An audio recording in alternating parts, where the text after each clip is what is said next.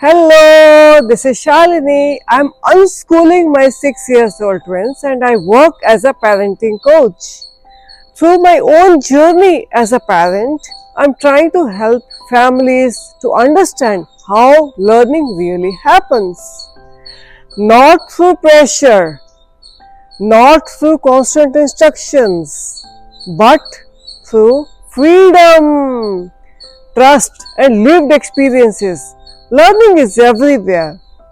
It is not confined to a classroom.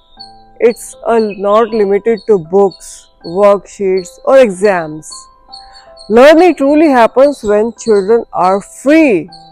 We often think learning has to be structured, someone teaching, someone explaining, and someone correcting. But when we pause and truly observe our children, we realize something powerful. Children already know how to learn. What they need is space, time, trust. Recently, my children had been reading about mountains, landforms, and natural processes in a book about landslides, erosion, and how land changes over time.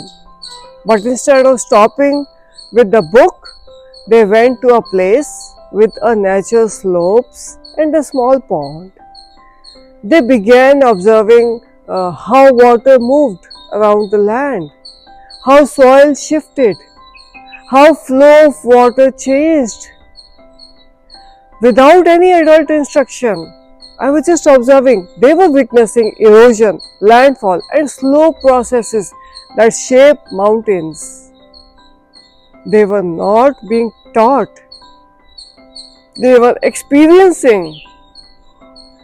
Through this hands on exploration, they were naturally learning concepts like water dynamics, even early ideas of fluid dynamics. This kind of learning does not require memorization. It stays because it is lived. In another moment, they explored a deep well with many steps. Of course, they were supervised on with some adult. Safety always matters. But again, no one was telling them to exactly what to do. They were just learning through their own bodies. They were sensing depth, counting steps, noticing balance, understanding how to move carefully.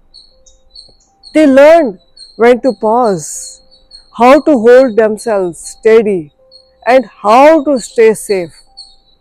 This is where self control develops, not through rules, but through experiences. This is how children build confidence, responsibility, and body awareness. These are life skills. Another day, the children were building with stones, sticks, and mud. What might look like simple play to you is actually a deep learning process. They were experimenting with balance, with gravity, with structure, shapes. When something fell, they did not see it as a failure. So, failure management. They adjusted, they rebuilt, they tried again and again. This is problem solving. This is resilience. This is real learning. A child found small object and simply sat with it. He observed it slowly, its shape, how it moved, and how it responded. He gently made it move, then stopped. Then he poured water over it. As a parent, I did not stop it and watched carefully. Will it balance? Will it fall? What changes when water is added? That there was no hurry, no instructions again, just presence. I am there. This slowness is powerful, very powerful. When we allow children to slow down, pause, to observe, to feel, to experiment in their own rhythm, learning becomes embodied. They understand cause and effect, stability and change, not because someone explained it, but because they felt it. This is real learning, quiet, self-led, meaningful. And when we step back and trust our children, this shows us how capable they already are. Learning does not need to be forced.